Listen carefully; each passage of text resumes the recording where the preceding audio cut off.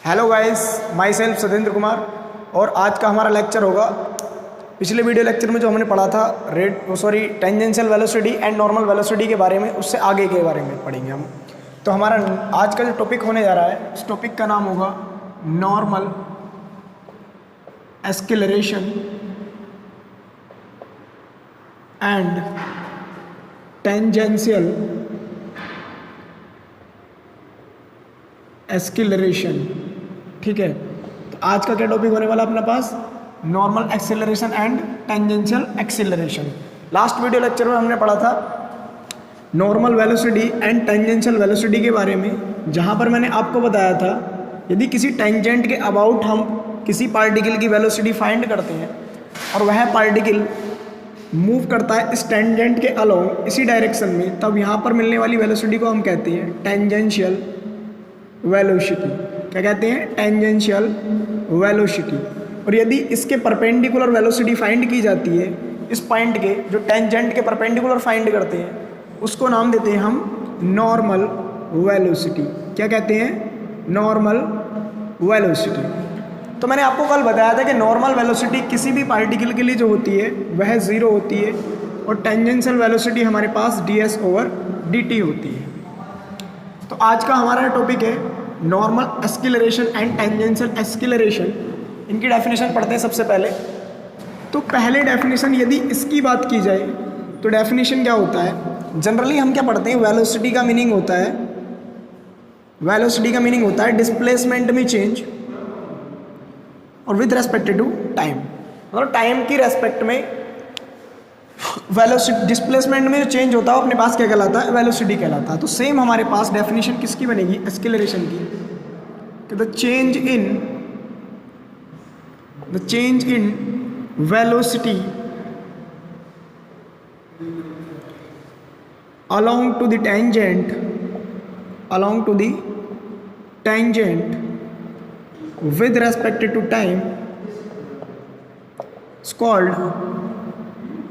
क्या कहलाता है अपने पास? Tangential acceleration. क्या कहलाएगा हमारे पास? Tangential acceleration. ठीक है, whose value is given by, जिसकी वैल्यू निम्न प्रकार दी जाती है। टेंजेंशियल एक्सेलरेशन का फॉर्मूला हमारे पास होता है, देखो जो हमने टेंजेंशियल वेलोसिटी पढ़ी थी उसका फॉर्मूला था ds/dt। इसको अगेन टाइम डिफरेंशिएट कर दो, जो कि फॉर्मूला क्या मिलेगा? d2s/dt2। तो ये अपने पास फॉर्मूला होता है टेंजेंशियल एक्सेलरेशन का। इसको हम डिनोट करते हैं ds/dt को v से। तो इस फॉर्मूले को हम कुछ और भी चेंज करके लिख सकते हैं। टेंजेंशियल एक्सेलरेशन को हम लिख देते हैं d/dt ds/dt। इस ds/dt को क्या भी यूज़ कर सकते हैं हम यहाँ पर?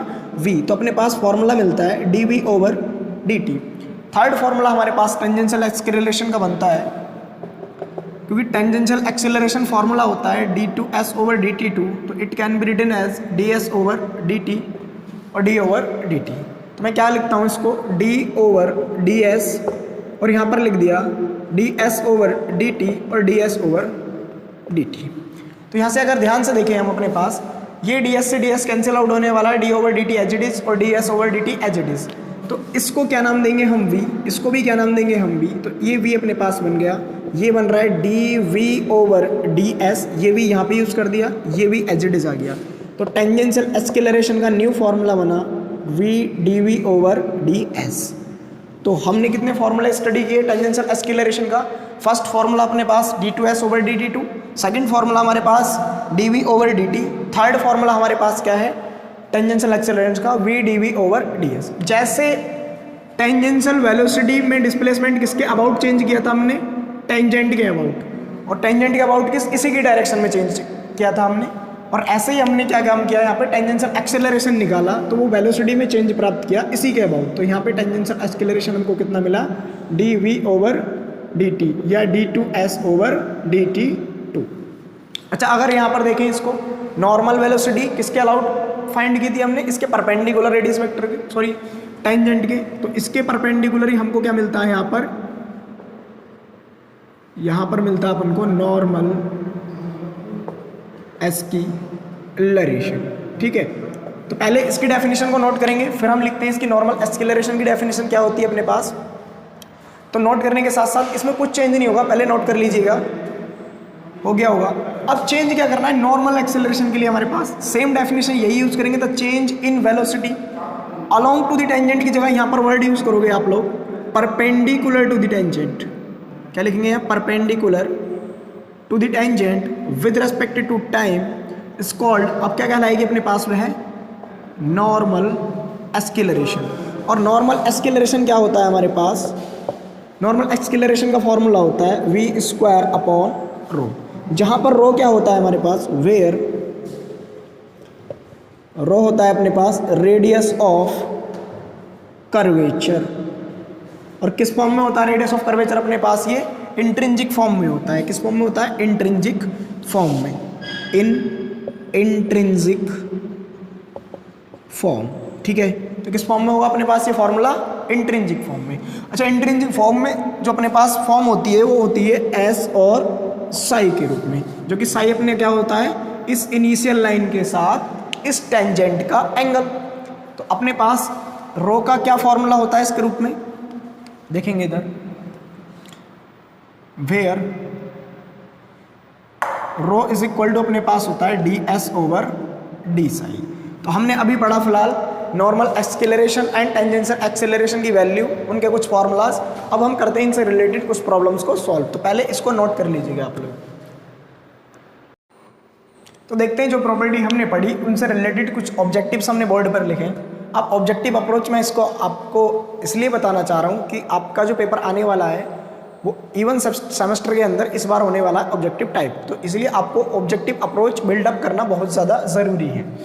कि बोल रहा है if the tangential and normal acceleration of a particle describing a plane curve, मतलब किसी पार्टिकल के टेंजेंशियल एंड नॉर्मल एक्सीलरेशन जो होते हैं वो डिस्क्राइबिंग मतलब बना रहे हैं प्लेन कर्व बी कांस्टेंट रहते हुए, मतलब कहने का मतलब उसका normal acceleration and tangential acceleration अपने पास क्या है मेरे प्यारे भाई, कांस्टेंट है।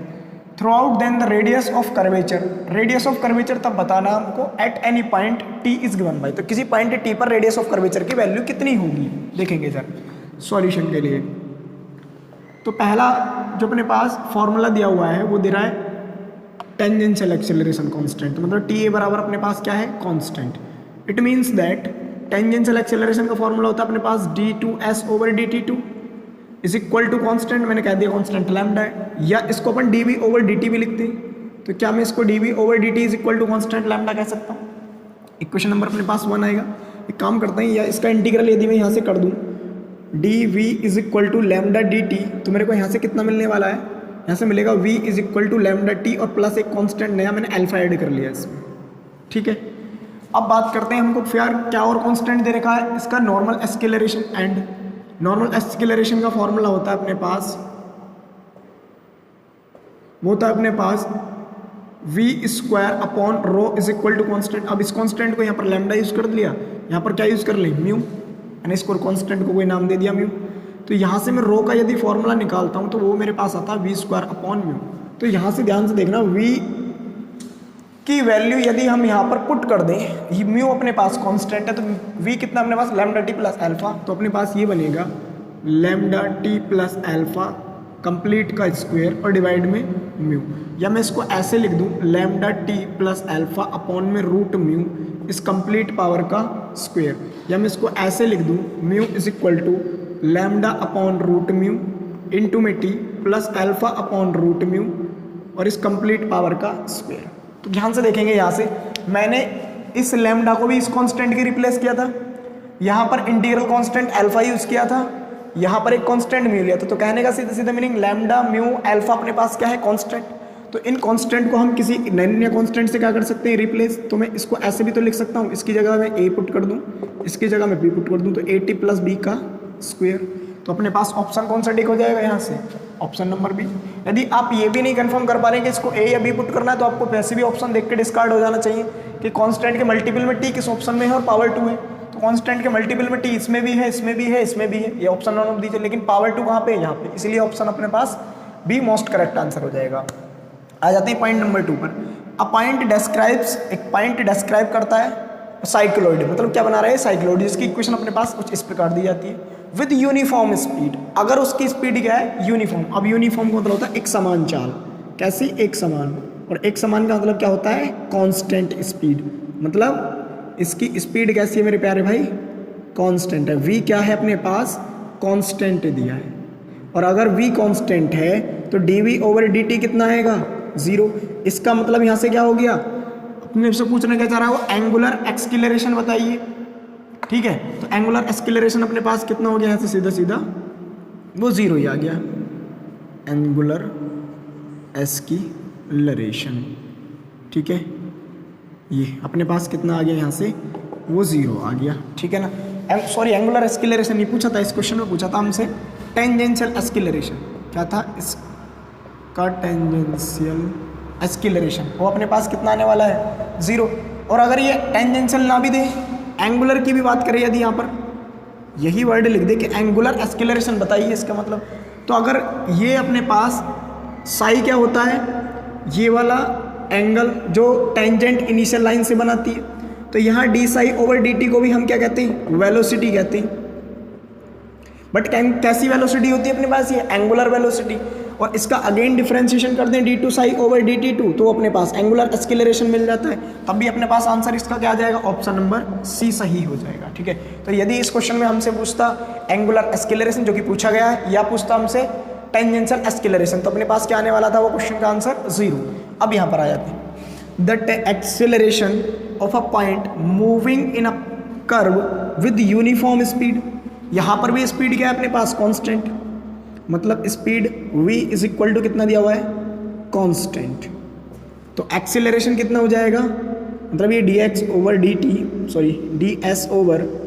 ds/dt बराबर अपने पास कांस्टेंट है, उसको यदि c लिख दें तो d2s/dt2 अपने पास कितना मिलेगा 0, मतलब टेंजेंशियल एक्सीलरेशन अपने पास क्या आ गया 0। बात किसकी कर रहा है एक्सीलरेशन की, ना तो इसने टेंजेंशियल कहा है ना ही नॉर्मल कहा है।